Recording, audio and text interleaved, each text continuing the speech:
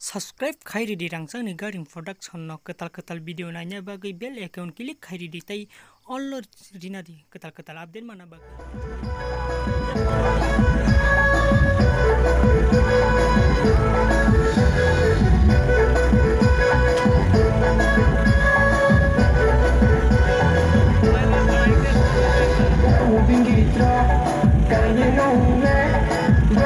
Hãy subscribe cho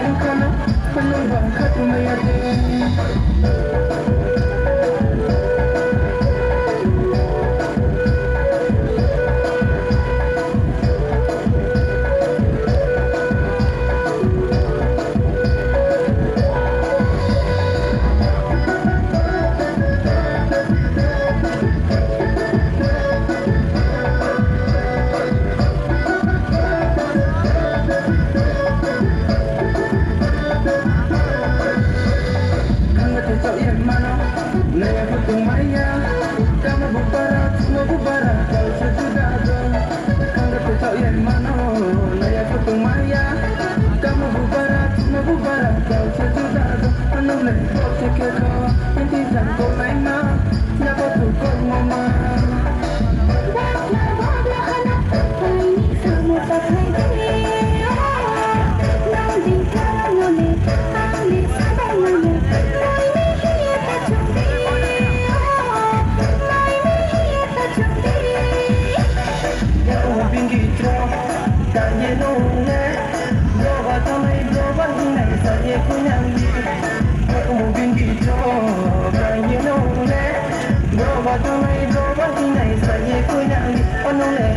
Mì Gõ để không bỏ lỡ những video hấp dẫn.